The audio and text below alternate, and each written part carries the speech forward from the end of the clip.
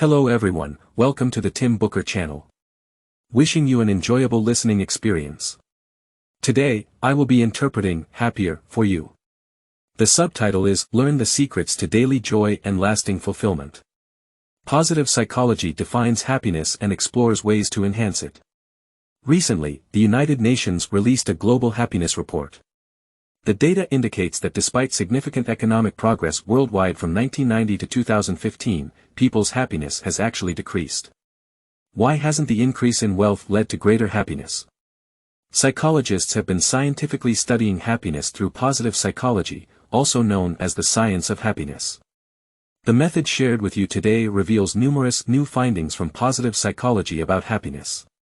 Happiness isn't elusive. You can make your learning, work, and life happier through scientific methods. The author of this book is Dr. Tal Ben-Shahar, who taught a course on positive psychology at Harvard University.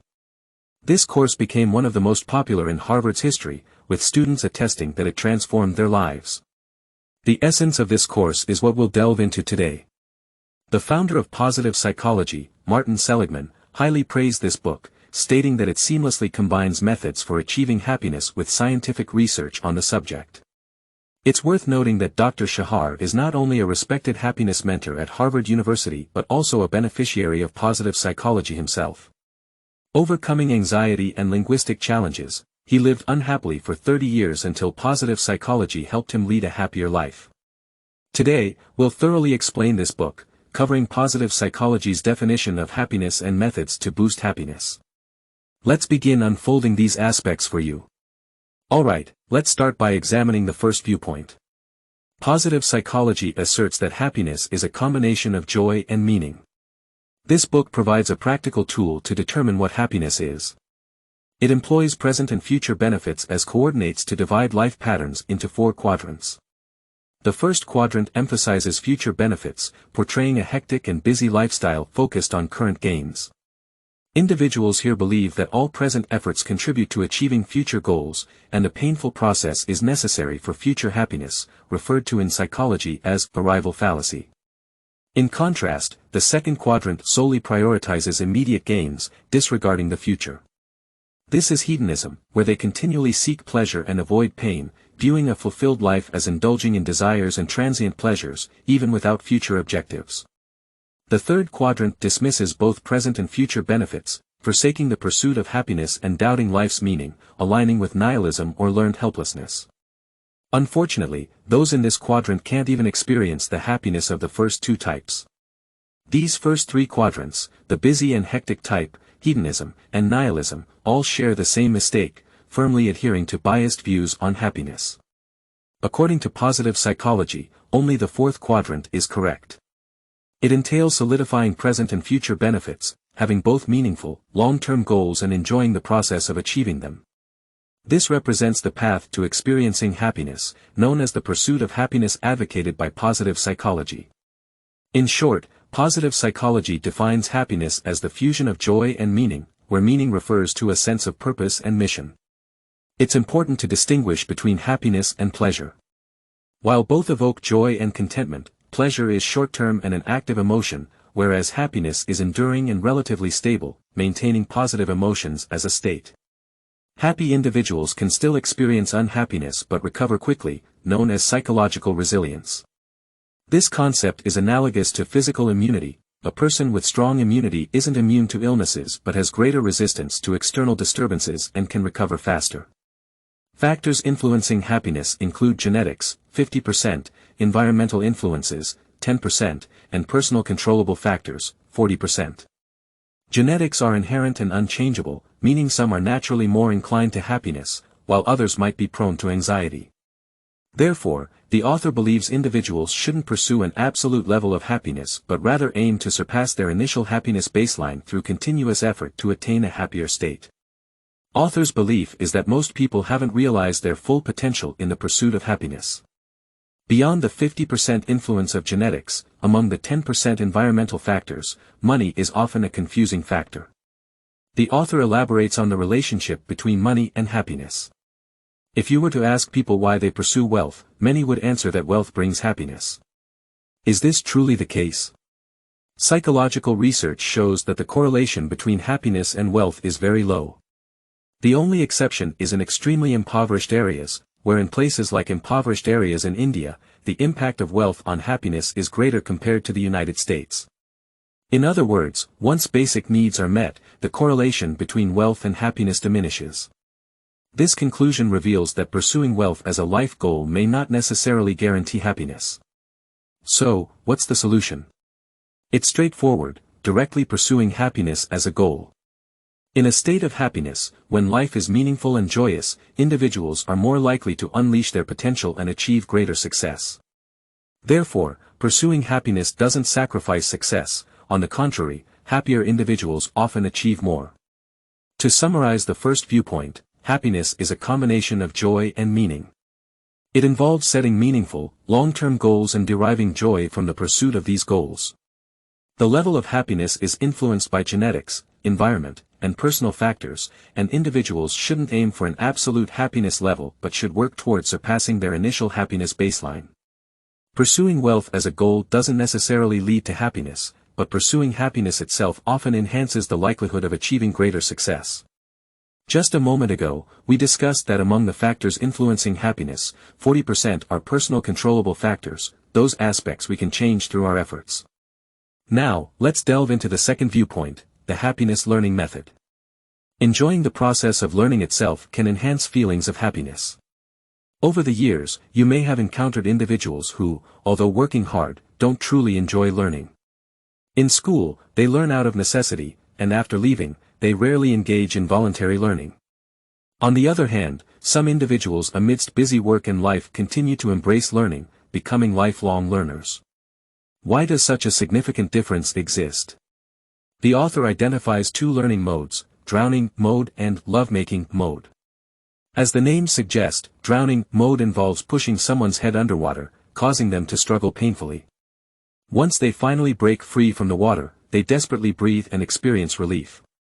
Learners immersed in subjects they don't enjoy suffer because they fear exclusion. Once liberated from the learning process, they feel relief and mistakenly believe that this is happiness. In contrast, lovemaking mode simultaneously delivers present and future happiness. The learning process itself is enjoyable; discovering answers feels like the most wonderful experience. To enhance the happiness in learning, you should find joy and meaningful learning content and methods. For instance, right now, you're listening to The Method of Happiness. In these short 20 minutes, you're not only gaining new knowledge and techniques but possibly experiencing pleasure as well. This is the joy of learning. Utilize fragmented time to reconsider and explore more fulfilling ways of working and living. This is the significance of these 20 minutes of learning. With passion and goals in learning, you can continue lifelong learning. Not only does this help build a stronger knowledge base, but the activity itself is joyful and meaningful, thereby elevating your sense of happiness. The author also introduces the concept of flow experience. You might have had moments when you're so engrossed in an activity that you lose track of time, often referred to as being in the zone. This is the flow experience, which allows you to perform at your peak. To achieve flow during learning, you should have clear objectives, full immersion, and be undistracted by other temptations. For instance, if you truly value happiness and contemplate it deeply, desiring to learn about scientific methods for happiness, when listening to this book, you'd be highly focused and might even forget to check your phone during the subway ride, possibly getting involved in a mental battle. Having goals is a prerequisite for the flow experience. Additionally, the level of challenge in tasks affects the flow experience. When the task is too easy, it becomes dull, and when it's too difficult, anxiety arises, hindering peak performance. Flow can only occur when challenge and skill are in balance, which involves staying within your challenge zone, not straying into your comfort zone or panic zone. To sum up the happiness learning method shared above, for effective learning, you not only require reasonable goals but should also find joy and meaningful learning content and methods. This can transition learning into the lovemaking mode and increase the likelihood of experiencing the flow state, aiding in higher level performance. The third viewpoint focuses on the happiness at work method. Finding passion and a sense of purpose in your job contributes to increased happiness. The author emphasizes that enthusiasm, joy, and a sense of mission in your work are two major factors affecting happiness. Here are a few questions that can help you clarify your thoughts. For instance, regarding the joy you experience at work, you can ask yourself, am I happy at work? How can I be happier? Would I quit my current job for a more joyful and meaningful one? If not, what methods could make my current job more enjoyable? Similarly, concerning your sense of mission at work, you might ask yourself, what do I want to gain from my job? If your answer is salary, then you view your work as a task. If the answer is growth, then you see your work as a profession. However, if the answer is self-fulfillment, you consider your work a mission. Having a clear sense of mission at work helps you sustain a sense of purpose in your endeavors. If you have a distinct sense of mission in your work, which aligns with self-fulfillment, then congratulations. But if you don't have that yet and are unable to switch jobs at the moment, you can still cultivate a sense of mission within your existing job. For example, consider the perception of cleaning as simple and mundane. There's a study that surveyed hospital janitors and discovered that those who viewed their work as merely a job found it incredibly boring. Conversely, those who had a different perspective believed their work could genuinely impact patients and the hospital. Unlike those with a job mentality, they not only felt happier in their work but also displayed superior performance. There's a saying that even in the most restricted and dull jobs, employees can infuse new meaning into their work. Normally, before seeking a new job, we need to analyze and plan.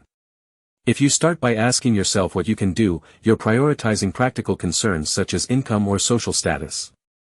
However, if you start by asking yourself what you want to do, you might uncover jobs that bring you joy and meaning, jobs that point toward happiness.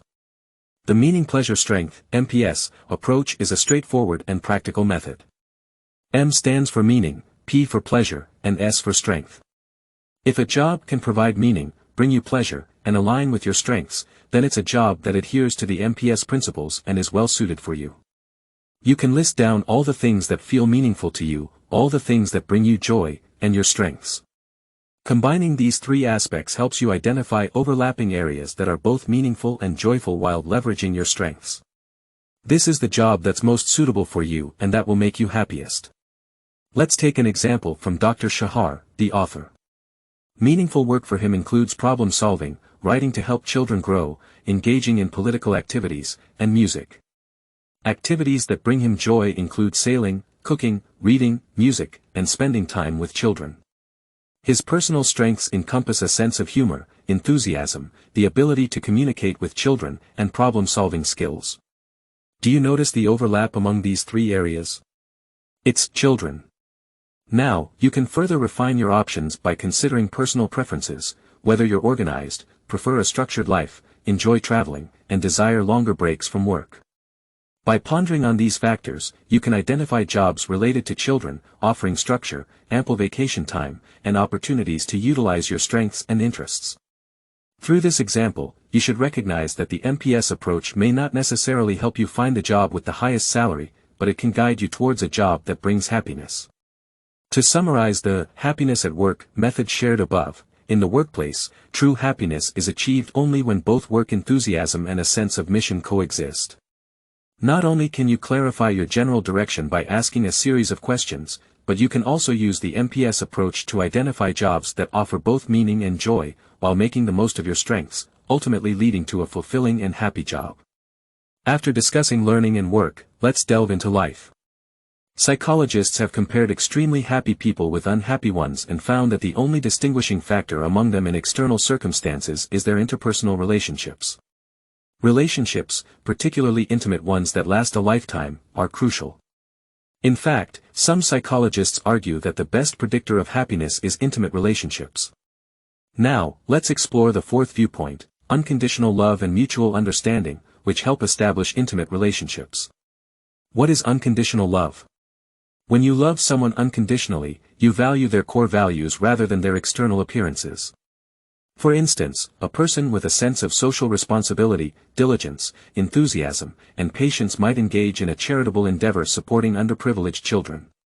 The success or failure of this endeavor is an external outcome, while their inner passion and enthusiasm represent their core values. If you love this person unconditionally, as long as their enthusiasm persists, so do their core values. Regardless of their external achievements, your love for them remains unchanged. Why base love on unconditional terms? Because unconditional love empowers and creates a circle of happiness. It encourages people to pursue meaningful and joyful endeavors, and it better fosters potential and value. In addition to unconditional love, the author also emphasizes that understanding is the foundation of love. Becoming familiar with someone, genuinely getting to know and understand them, results in a stronger sense of intimacy. This growth in understanding nurtures love better. Understanding includes delving into each other's values, passions, ideas, and expectations. In this process of understanding, it's important to help each other comprehend themselves as much as possible. We should focus on wanting to be understood rather than seeking approval. By opening up and sharing the deepest aspects of ourselves with others, we can foster greater intimacy. To summarize the fourth viewpoint, unconditional love and understanding are the two pillars for nurturing intimate relationships. Establishing intimate relationships is an effective way to attain a sense of happiness. Beyond specific aspects like learning, work, and relationships, it's important to view ourselves as a whole. Next, let's delve into the fifth viewpoint, elevating overall happiness by assessing yourself. The specific approach is to keep track of your activities and assign scores for both the joy and meaning of each activity. Based on these scores, you can evaluate whether to increase or decrease your engagement in each activity. For instance, let's say you find spending time with your family very meaningful, and you rate it a 5 on a scale of 5. You also derive significant joy from this activity, rating it a 4. However, upon tracking your records, you realize you only spend less than 5 hours a week with your family. On the other hand, aimlessly browsing the internet, while not very meaningful, receives a 2 on the meaningfulness scale and a 3 on the joy scale. Yet, you find yourself investing 15 hours a week in this activity. Faced with this data, you might consider increasing the time spent with your family while decreasing aimless internet browsing. This scoring system can lead you to a happier and more meaningful life. Management guru Peter Drucker also emphasized the importance of tracking time, as awareness is the first step towards change. Before knowing what changes to make, you need to understand your current situation. Through this method, the author discovered that while valuing his relationship with his wife, they spent minimal quality time together amid work and child-rearing responsibilities. This realization prompted the author to set a goal of scheduling 2 dates per week with his wife, even making up for missed opportunities due to business trips. You might perceive this approach to relationship management as rigid, but the author believes that without such measures, a lack of intentional efforts could lead to only a few dates over a decade, gradually distancing the couple. Life is full of ongoing distractions, but consciously setting aside time for important yet non-urgent matters ensures we don't lose sight of priorities. To summarize the fifth viewpoint, consciously increasing the time invested in activities that contribute to happiness and expanding the proportion of joyful events is key to a happier and more fulfilling life. Next, let's discuss the sixth viewpoint, elevating happiness through the 5 good things method and disciplined self-control. The concept behind the 5 good things method is simple: record 5 things you are grateful for and that bring you joy every day. These events can be both major and minor, ranging from receiving an award at work to finding a seat on a crowded subway during rush hour. The things you list daily might repeat, and that's alright. The focus is on maintaining a fresh emotional experience even amidst repetition. In addition to keeping a journal, you can write gratitude letters to others, whether it's your spouse, colleagues, or friends you haven't seen in a while. These letters are more than just words, they represent the significance and happiness you've derived from your relationships with others. This could include joyful moments spent together, their support, and assistance. Gratitude letters highlight the positive aspects of interpersonal relationships, solidify and strengthen those relationships. The principle underlying acts of gratitude is that people often take the good things they have for granted. For example, when you receive a raise, the first month might fill you with joy and elation. However, as time passes, the increased salary becomes a normal expectation, and you might feel entitled to such compensation. Similarly, many individuals fail to recognize the value of their health until it's threatened. People often realize the importance of health only when it's compromised. To prevent falling into the trap of taking things for granted or feeling entitled, you need reminders to consciously acknowledge and appreciate the good things you possess. Just like establishing a habit of brushing your teeth, forming healthy lifestyle habits should become an automatic and habitual part of your routine. This helps you maintain a healthy lifestyle without constantly relying on self-control to enforce it. Self-control is a valuable resource that needs to be cherished. When you find yourself needing to exercise self-control for numerous tasks, it might become depleted. Therefore, the sixth and final viewpoint emphasizes utilizing the 5 good things method and practicing disciplined self-control to enhance your sense of happiness. Alright, as we've reached this point, let's recap the topics we discussed today. 1. Positive psychology defines happiness as a combination of joy and meaning. Happiness levels are influenced by genetics, environment, and individual controllable factors. While some factors may be unchangeable, effort can always be exerted to enhance one's existing level of happiness. 2. The second viewpoint emphasizes the importance of finding learning content and methods that align with one's interests, turning learning into a joyful and meaningful endeavor. 3. Actively choosing fulfilling and meaningful work contributes to happiness. It involves selecting jobs that are personally significant, bring joy, and leverage personal strengths. If the opportunity to change jobs isn't available, one should reevaluate current work, identifying aspects that ignite passion and align with the work's sense of purpose. 4. Properly nurturing intimate relationships helps boost happiness. Giving unconditional love, understanding one another, and aiding mutual understanding play crucial roles in building strong relationships. 5. The fifth viewpoint encourages conscious recording and analysis of moments of happiness, increasing the investment of time in happiness-related activities. 6. The final viewpoint suggests using the 5 good things method to acknowledge the good aspects of one's life and cultivate appreciation. It also emphasizes forming healthy lifestyle habits through disciplined self-control to elevate happiness. Happiness is a goal pursued by most people. While there's no shortage of content on the market about happy living, joyful marriages, and successful careers, much of it lacks a solid scientific foundation. Many conclusions are drawn from individual experiences and personal opinions. On the other hand, scholars in the academic field have conducted rigorous investigations, experiments, and research. Unfortunately, much of this valuable research remains unknown to the public. Positive psychology bridges the gap between academia and the general public, ensuring rigor and accessibility. The Happiness Advantage book, based on positive psychology, not only defines the essence of happiness theoretically but also provides highly practical methods. Of course, whether these methods find success in your life depends on whether you take action. That concludes today's content. Congratulations on completing another book. Thank you all for your support and attention. Please subscribe to the Tim Booker channel, give it a thumbs up, and share this valuable knowledge with friends.